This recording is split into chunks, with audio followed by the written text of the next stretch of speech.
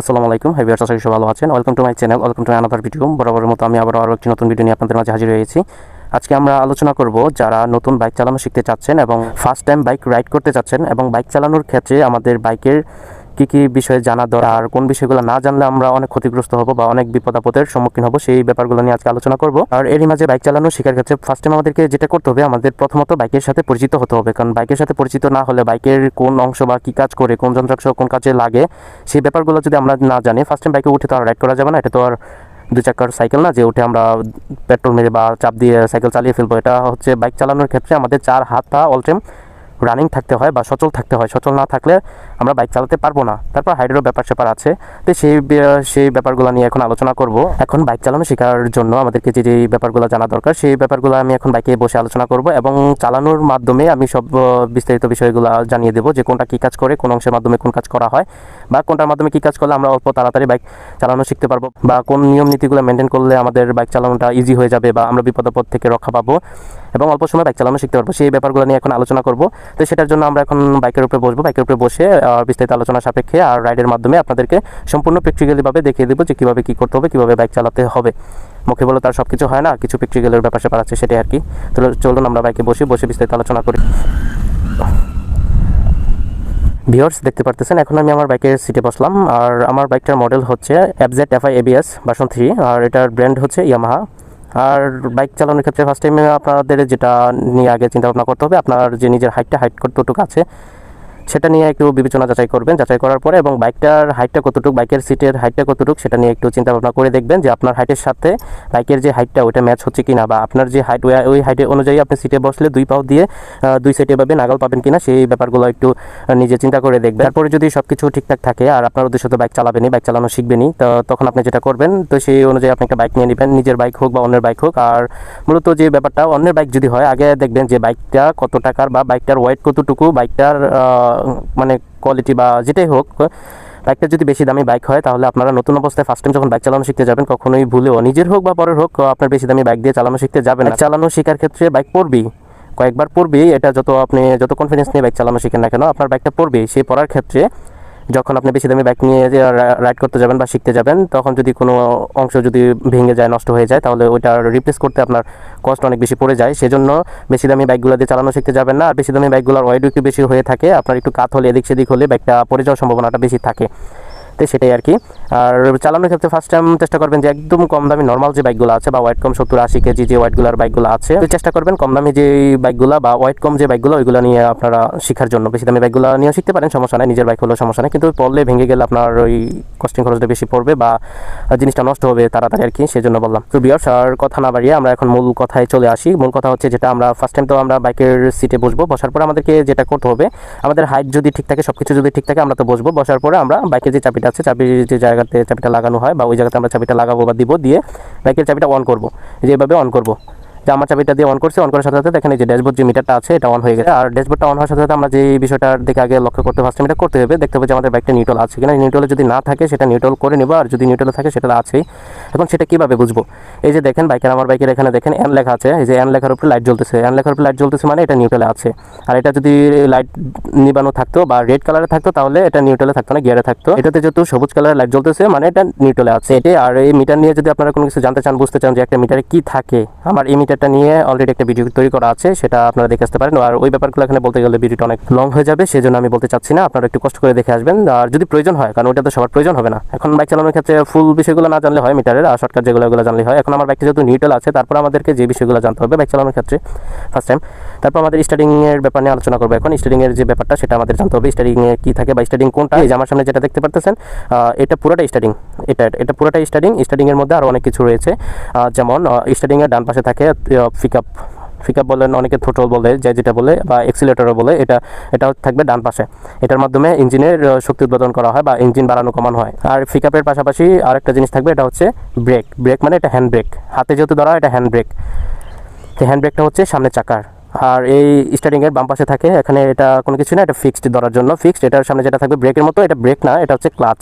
সাইকেলে থাকে ব্রেক, কিন্তু মোটরসাইকেলে এটা ক্লাচ হিসাবে থাকে। ক্লাচটা কাজ করে গিয়ারের মাধ্যমে, স্পিড বাড়ানো কমানোর কাজ করে ক্লাচটা আর কি।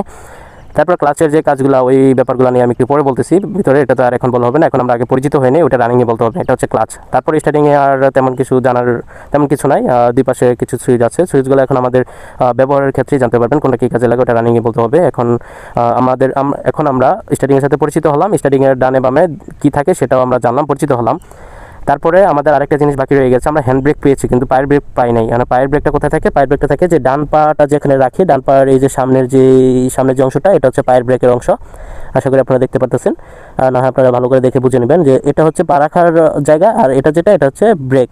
আর আমরা পাটা এইভাবে রাখলে ওই যে ব্রেকের মধ্যে হালকাভাবে পাটা পড়ে থাকে, আর ব্রেকের মধ্যে সবসময় হালকাভাবে পায়ের সামনের অংশটা থাকবে, ফুল অংশ দিলে সমস্যা।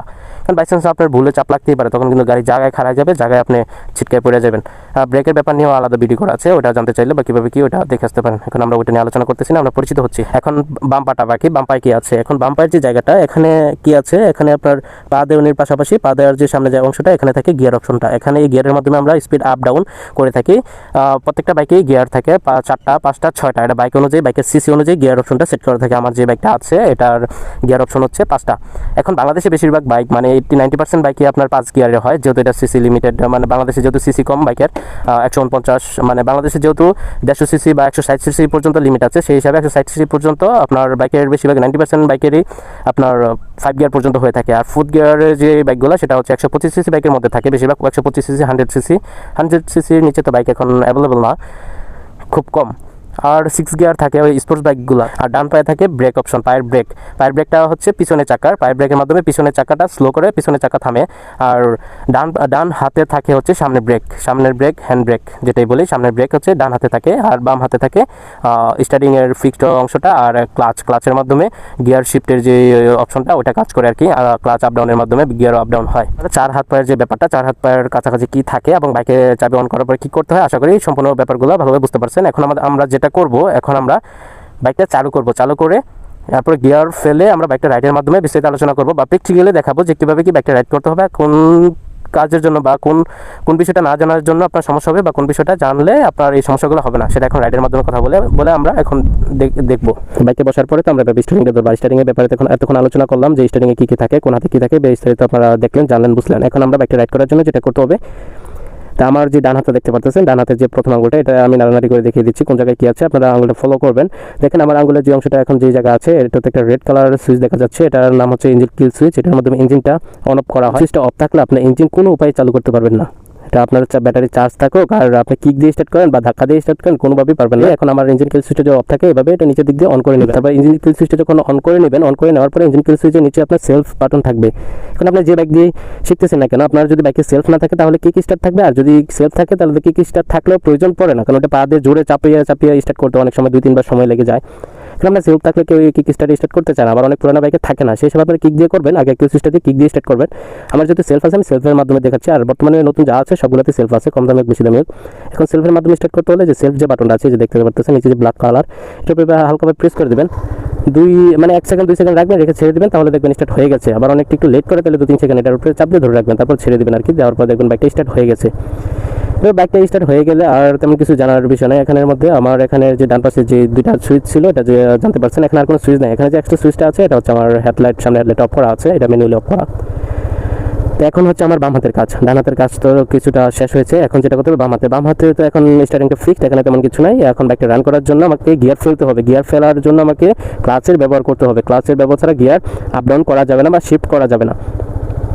এখন গিয়ার শিফট করতে হলে আমাকে ক্লাচটা চেপে ধরতে হবে। এখন যে অবস্থায় আছে, এখন কিন্তু ক্লাচটা ছাড়া অবস্থায় আছে। আর গাড়িটার যেহেতু নিউট্রাল আছে, নিউট্রাল থাকার মানে গিয়ারের সাথে পিছনের চাকার কোনো সম্পর্ক নাই, ইঞ্জিনটা আলাদাভাবে নিজে চলতেছে। যখন আমরা গিয়ারটা ফেলবো, তখন আমার ইঞ্জিনের সাথে গিয়ারের সম্পর্ক হবে, সেই সম্পর্ক হলে পিছনের চাকার সাথেও গিয়ারের সম্পর্ক হয়ে পিছনের চাকাটা ঘুরাবে। এখন ক্লাচের যে ব্যাপারটা, ক্লাচটা যদি আমরা এভাবে চাপদা ধরলে আমাদের গিয়ারটা শিফট হবে। চাপটা ধরার পরে আমাদের গিয়ারটা শিফট করতে হবে, কিন্তু তারপরে গিয়ারটা শিফট হলেও চাপটা ধরা অবস্থায় আপনার পিছনের চাকার সাথে মানে গিয়ারের যে সম্পর্কটা সেটা বিচ্ছিন্ন থাকবে, কিন্তু গিয়ারের সম্পর্কটা ইঞ্জিনের সাথে থাকবে। যখন গিয়ারটা আমরা নিউট্রাল থেকে যখন গিয়ারে ফেলবো, তখন গিয়ারের ইঞ্জিনের সাথে সম্পর্ক তৈরি হবে, আর ক্লাসটা যখন চাপতে ধরে রাখবো তখন চাকার সাথে গিয়ারের সম্পর্কটা বিচ্ছিন্ন হয়ে থাকবে। আবার যখন গিয়ারটা ফেলার পরে যখন আমরা ক্লাসটা ছেড়ে দিব তখন গিয়ারের তো ইঞ্জিনের সাথে সম্পর্ক হয়েছে এবং পিছনের চাকারও গিয়ারের সাথে সম্পর্কটা তৈরি হয়ে যাবে, তখনই রান হয়ে যাবে। তো সেই ব্যাপারটা আমরা এখন দেখি।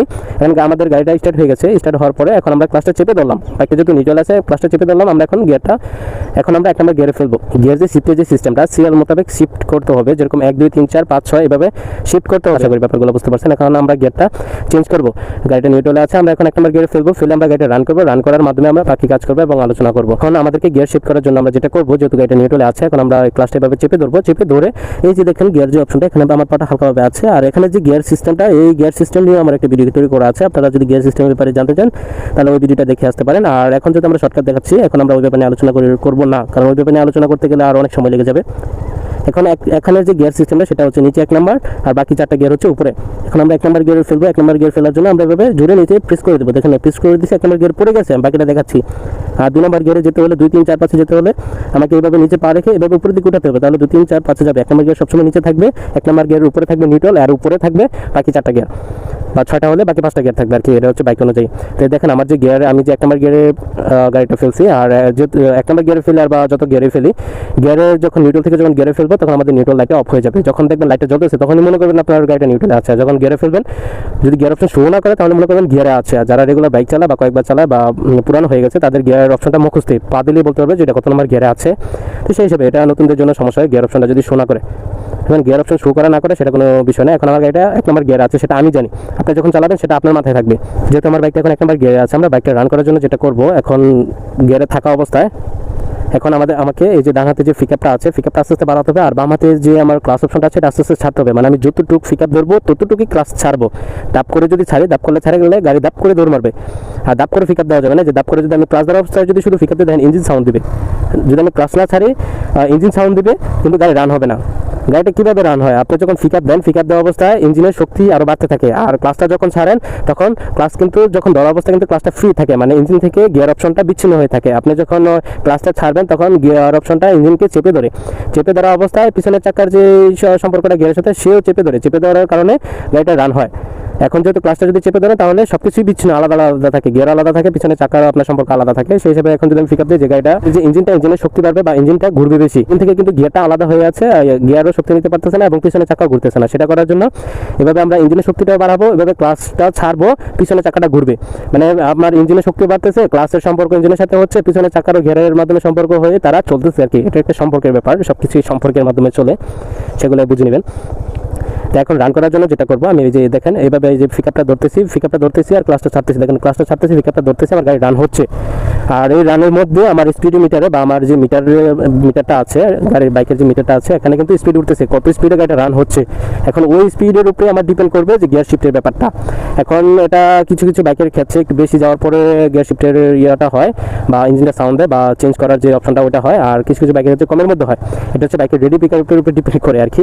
আমার যে বাইকটা এটা আপনার 10 স্পিড আপ করার পরে ইঞ্জিনটা সাউন্ড দিবে, আস্তে আস্তে সাউন্ড দিতে থাকবে যে নেক্সট গিয়ারে যাওয়ার জন্য। আমি বেশি নিয়েও প্রথম গিয়ার চেঞ্জ করতে পারবো, কিন্তু অতিরিক্ত সাউন্ড দিবে।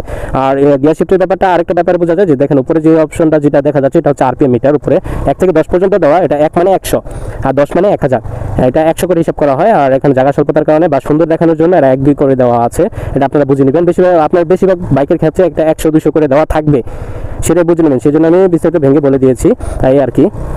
এখন দেখেন আমার বাইকটা দেখেন 13 14 15 এরপরে যাচ্ছে, দেখেন ওই যে 20 যাওয়ার পর সাউন্ড দিচ্ছে, আর আরপিএম কত গেছে 500 600 চলে যাচ্ছে, সাউন্ড কিন্তু অতিরিক্ত দিচ্ছে। এখন আমার নেক্সট গিয়ারে যেতে হবে, সেটার জন্য আমাকে কি করতে হবে, গিয়ার চেঞ্জ করতে হবে। দেখেন আমি এখন সেকেন্ড গিয়ারে দিয়ে দিলাম, সেকেন্ড গিয়ার দেওয়ার পরে কিন্তু যে 30 যাওয়ার পরে সাউন্ড দিচ্ছে কম।